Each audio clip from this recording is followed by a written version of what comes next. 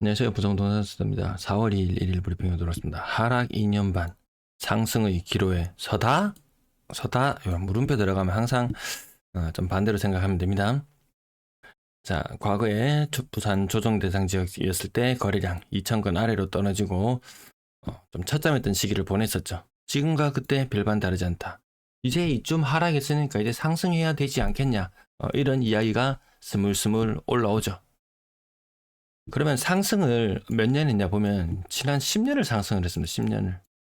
10년 이상을 상승했는데 고작 2년 반, 2년 반 더 하락해도 뭐 별반 이상해 보이지 않는다. 그렇다고 경제 상황이나 이런 것들이 그렇게 우호적이지 않다. 우리의 물건들을 중국이 사가던 시기에서 이제 우리가 중국의 물건을 많이 사와야 되는 시기. 뭐 첨단 업종이나 이런 것에서 중국이 무섭게 치고 올라오는 것 피부로 느끼고 있습니다. 달도 차면 기운다. 권세나 영화가 만월처럼 꽉 차면 다시 기울어 금음달이 된다. 이런 식의 진짜 벼락거지 이야기 있었죠? 대가리 총 맞았나? 집을 안 산다고? 빚내서 집 사야지. 이때 삶은 위험했어요. 지금 이야기 하나요? 지금 머리에 총 맞지 않는 다음에 집을 살 수 있다는 이야기 하나요? 아니죠. 괜찮다. 살아. 오시는 이야기 무수히 많이 들려옵니다. 그 이야기마저 사라지고 제정신이가 집 살라고? 설마 아니겠지? 이 정도 이야기가 나오면은 그때가 찐바닥이 아닐까 이런 생각으로 지켜봅니다. 간혹 영상 제목에 매수 시점 째는 맛이 있다. 지난 영상 제목이었는데요. 주택 구입 부담 지수나 이런 측면에서 살펴봤을 때 점점 매력적인 구간으로 다가오는 듯 손짓하는 것 같다. 하지만 경기 상황을 예측하기가 어렵습니다. 주택 구입 준비하시라. 준비는 해놓으세요.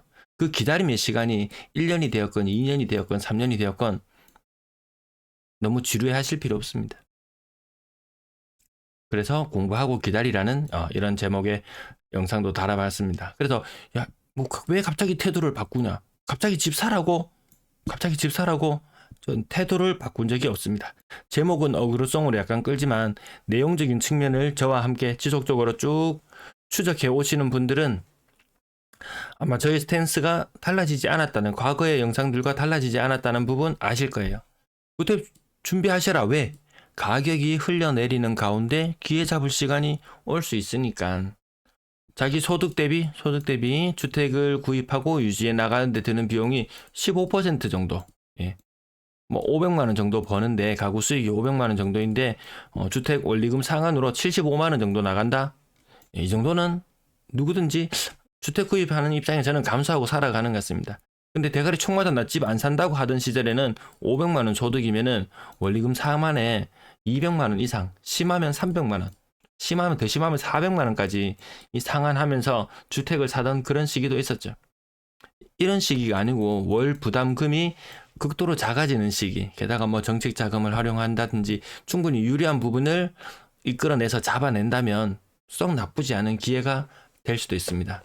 전월세를 전전하면서 허공에 날려버리는 돈 아니고 내 자산을 보유하면서 어느 정도 적정 수준의 지출을 만들어낸 소득 대출이자 갚아 나가는 그런 수준이라면 괜찮을 것 같다. 그런 순간을 기다리면서 제 영상 시청자들은 보고 계시지 않겠습니까? 그렇다고 제가 뭐 상승하고 있는 가운데 하락에 젖어들어서 하락만 이야기할 수 있느냐? 제 방송은 그런 방송이 못 됩니다. 저는 울산 방송 보시는 분 계신지 모르겠는데요. 울산을 씹고 싶어서 미치겠어요. 떨어지는 하락 부분을 마구 부각시키고 싶어요. 근데 제가 만들어 놓은 차트상에서는 하락하는 모습보다 유지 혹은 굉장히 강한 모습 보여주면 그 부분을 이야기할 수밖에 없다. 다만 우려스러운 부분은 한두 가지 덧붙일 거예요. 거기도 제가 영상을 달아놓으면 제가 울산 전문가는 아니거든요. 부산 전문가는 아니거든요. 다만 남들보다 더 많은 자료를 취합해서 정보를 알려드리고 그것이 목적이죠. 판단은 여러분들이 하시면 되는 문제고요. 그래서 댓글도 12조로 되는 댓글은 제가 그냥 삭제를 하고 날려버리는데 충분히 제 영상에 오랫동안 이렇게 같이 살펴보시면서 분위기를 같이 함께 느껴오시면서 이건 맞는 것 같다 아닌 것 같다 서로 도움이 될 수 있는 논쟁은 괜찮다 얼마든지 환영한다. 그래서 어떤 분이 그 징비록 임진왜란 징비록 그분이 글을 남겨주셨는데 그건 울산 영상에서 다시 한번 그 내용에 대해서 또 한번 살펴볼 필요는 있을 것 같아요. 자, 환율 1년 전과 견져봤을 때 한 5% 정도 비싼 것 같습니다. 한 두어 달 정도 지나면요. 4월이 지나고 5월이 지나고 6월쯤 되면요. 1년 전보다 환율은 한 10% 정도 올라가 있는 상태가 될지도 모르고요. 또 우려스러운 것은 유가가 70불, 68불 수준까지 떨어져 있던 유가가 90불대를 넘어선다면 유가는 30% 상승, 환율은 10% 상승. 자, 이런 국면이라면 수입 물가 굉장히 높아질 수밖에 없겠죠. 유가는 굉장히 크게 영향을 미치니까요. 모든 물가에 영향을 미치니까 물가가 떨어질 수 없는 상황. 고물가가 고착화된다? 금리가 내려갈 수 있을까요?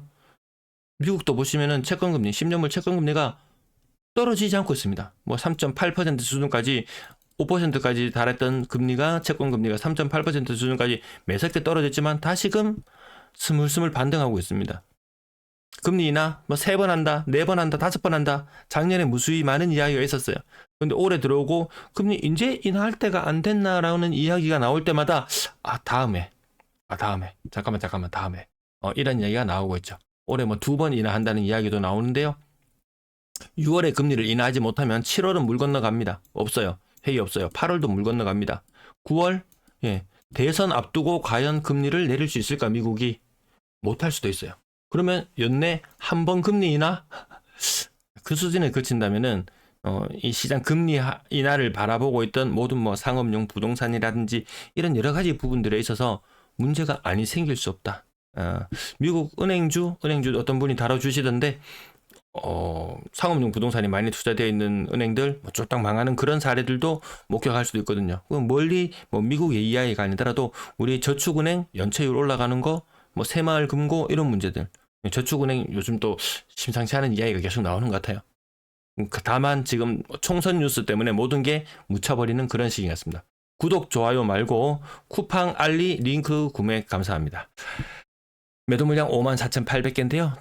나일 되면은 55,500개 무난히 넘어가겠죠. 연중 최고치는 계속 갱신 나가고 물량은 계속 증가 중이다. 2년 반 동안 하락했는데 이제 하락도 지긋지긋하다. 이제 상승할 때 안 됐냐라고 하지만 이런 것들이 매도 물량이나 이런 것들이 다 소진되고 내려와야지 해결되는데 앞으로 제 댓글마다 늘 달리는 말 노인가 바다. 팔아야 될 사람들이 줄 서 있고요. 신혼부부 부산 1년에 12,000쌍 12,000쌍 집을 사야 되는 사람들의 수는 그닥 많지 않더라. 그럼 1.2만 쌍이 결혼을 하게 되면 모두가 매수 시장에 뛰어드느냐? 아니죠. 매수 시장에 뛰어드는 부분도 있고 전세 시장, 월세 시장에 뛰어드는 부분도 있잖아요. 그래서 지금 매매가 조금 많이 이뤄지면 전세 거래가 안 되고 전세가 조금 많이 이뤄지면 매매 거래가 안 되고 금리 내릴 조짐이 당장 보이지 않게 된다면 아마 많은 사람들은 전세로 돌아설지도 모르겠어요. 전세도 돌았습니다. 그러면 그만큼 매물은 더 써야 나가게 되고 시장 분위기는 더 냉각될지도 모릅니다. 이것이 2년을 갈지 3년을 갈지 누구도 예측할 수 없습니다. 지금은. 한 치 앞도 예측하기 힘듭니다. 정부에서 수조 원의 돈을 풀어서 뭐 PF 위험 사업지 뭐 매수를 해주고 미분양을 매수를 해주고 그렇게 해결될 수 있을 만큼의 시장이 아니죠. 훨씬 더 크죠. 훨씬 더 많은 돈을 투입해야 되는데 약발이 먹히지 않습니다. 그러니까 어떡하나요? 부동산 시장은 버려라. 이걸 띄워가지고 집값을 부양해서 표를 얻으려는 노력 이거 힘들죠. 작년에 정책자금 60조를 태웠어요. 간에 기별도 안 옵니다. 부동산 시장 포기했죠. 그러니까 뭘 들고 나왔냐요? 주식시장 밸류업을 들고 왔어요. 저 PBR주 요거 몇 달 반짝 하더니 이것도 이제 그만하죠. 그만합니다. 이제 반도체 띄우는 뉴스만 계속 나오고 있어요. 어떤 시점과 더불어서 미국의 엔비디아가 고점을 찍고 조정을 받고 있는 가운데 지금 반도체주만 띄우고 있습니다. 이 아파트 시장하고 비슷하지 않나요? 시장 분위기가 좋을 때는 야 부산 잘 나간대. 그러다가 시장 분위기가 시장에 투입되는 돈이 한정적이고 더 이상 뜨지 못하게 되면 해수동 잘 나간대. 그러다가 또 시장 분위기가 조금 더 안 좋아지면 해수동 신축 잘 나간대. 그러다가 뭐 대단해요. 이런 이야기 나오죠. 뭐 매그니피센트 7 했다가 지금 뭐 치포라 그러나요? 뭐 또 다시 미국 시장을 이끌어가던 기술주들 점점 그 범위가 줄어들고 있습니다. 나스닥 100 다 잘 나가네. 7개 잘 나가네. 4개 잘 나가네. 애플이 꺾이는 모습 보셨나요? 예, 영원할 것 같은 애플 제국. 예, 애플도 주가가 꺾여 나가고 있는 모습. 코인 비트코인 1억 도달했을 때 이거 곧 2억 갈 것처럼 난리 쳤죠.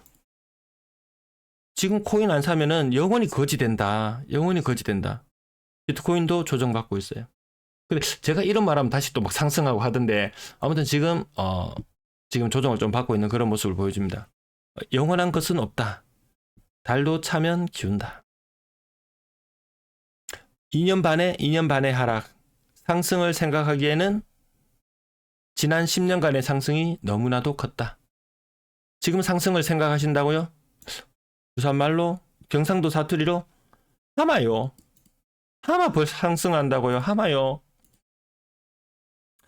조금 더 기다려도 매물이나 모든 측면에서 여러 가지 지표들을 봤을 때 늘 말씀드리지만 준비는 하시되 급할 필요는 없다. 늘 같은 스탠스로 말씀을 드립니다. 구독자가 많건 적건, 시청자 수가 많건 적건 똑같은 모습으로 계속 나갑니다.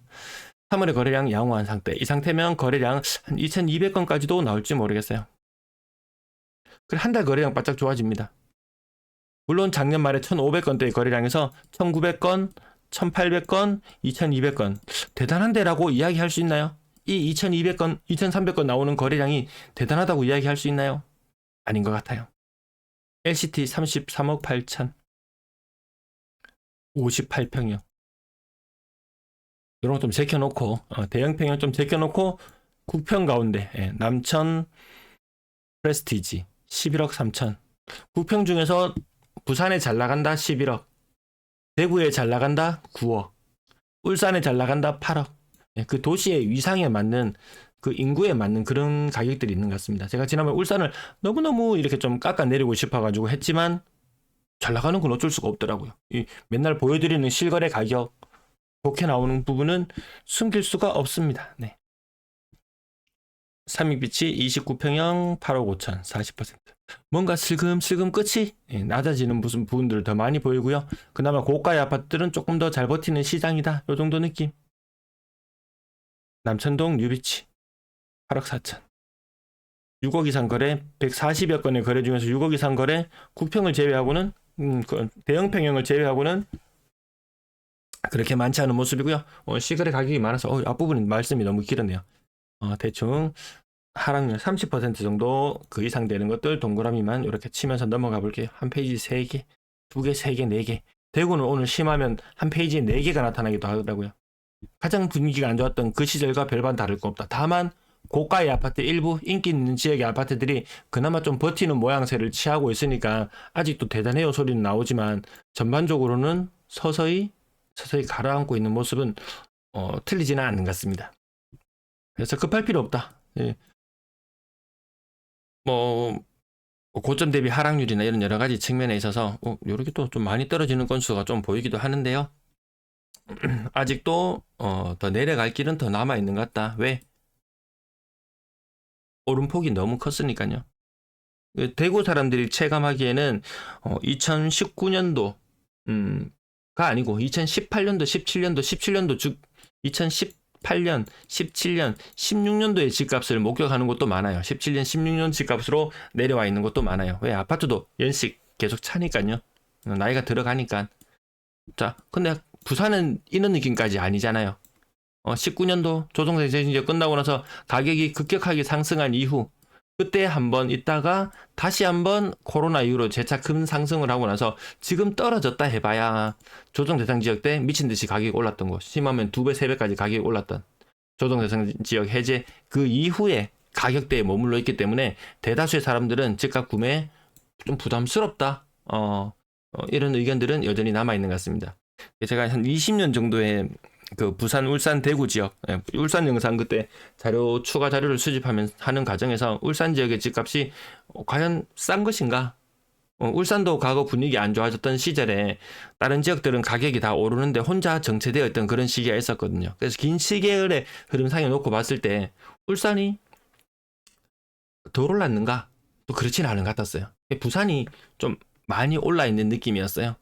모든 경제나 이런 것들이 축이 서울과 부산 이렇게 큰 메가시티로 넘어가는 것이 아니고 뭐 수도권, 충청권 여기까지 온기가 퍼지지 부산까지는 온기가 퍼질 기미도 보이지 않죠.